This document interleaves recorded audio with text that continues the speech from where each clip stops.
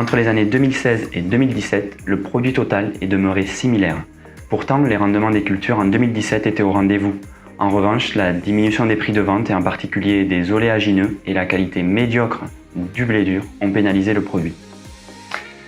Sur le Tarn-et-Garonne, le produit est en légère progression. Cela est dû à des rendements supérieurs qui ont conduit à une amélioration du produit végétal en 2017. Ce sont principalement les céréaliers en sec et les producteurs de maïs semences qui ont eu la plus forte évolution du produit. Le produit brut hors aide demeure faible avec un montant de 1 060 € par hectare. Du côté production, pour 2018, pour nos deux départements, les rendements des céréales et la qualité des grains sont compromis du fait du printemps pluvieux. Les exploitations ayant une sol importante en blé dur seront encore plus touchées. Une grande hétérogénéité dans les rendements est observée entre les exploitations.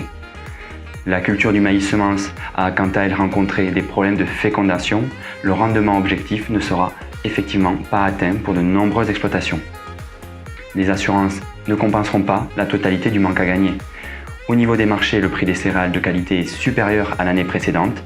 Par contre, on observe une chute du prix des oléagineux. Dans ce contexte, le produit 2018 marque nettement le pas.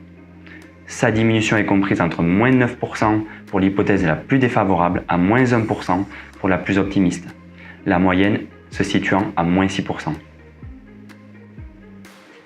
En 2017, au niveau des charges pour le Tarn, la baisse la plus marquée porte sur les engrais avec une économie de 18 € par hectare.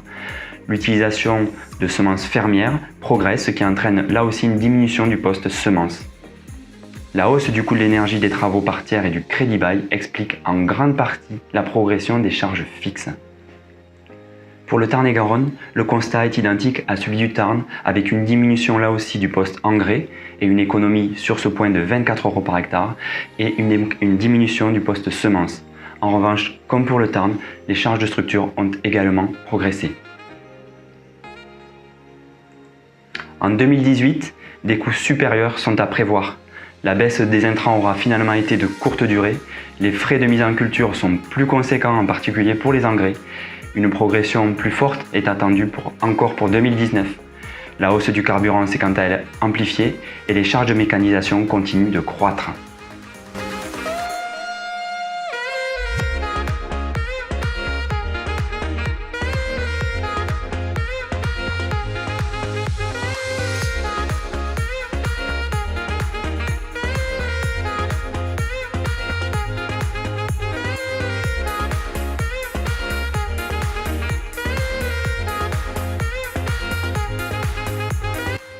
Depuis 2013, le revenu des céréaliers est insuffisant pour couvrir l'ensemble de leurs besoins.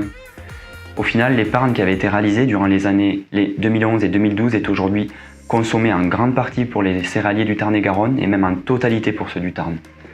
Sur 2019, les avances aux cultures seront plus onéreuses avec une hausse des matières premières.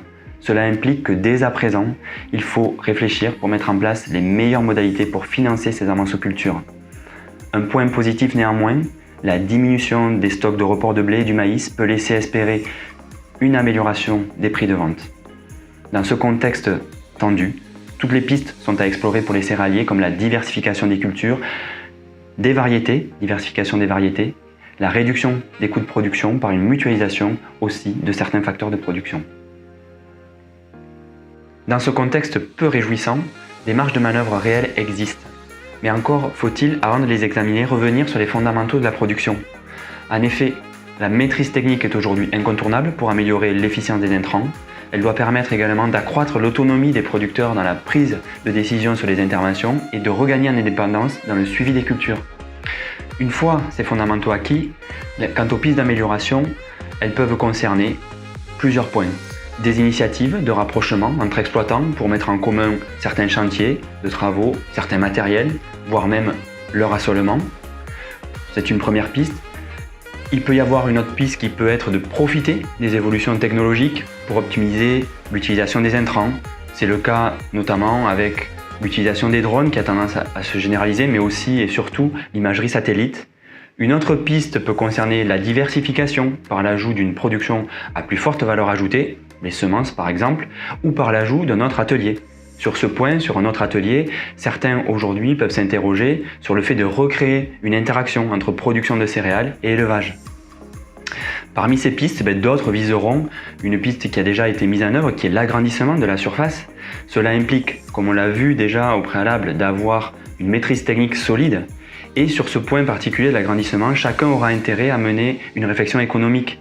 En effet, par rapport à l'acquisition de foncier, chez nous, le prix est plus élevé dans nos départements 81 et 82 que dans les autres régions à vocation céréalière française. Enfin, parmi ces pistes-là figure aussi le fait de s'engager dans une production sous signe de qualité. Ça peut également constituer une possibilité.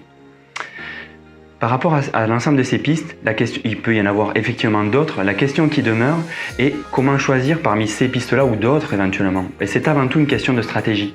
Dans cette question de stratégie, soit on est sur une stratégie de compétitivité, où on va essayer de se positionner sur un coût de production le plus maîtrisé possible pour se mettre à distance de la volatilité du marché, soit on va être sur une stratégie de différenciation.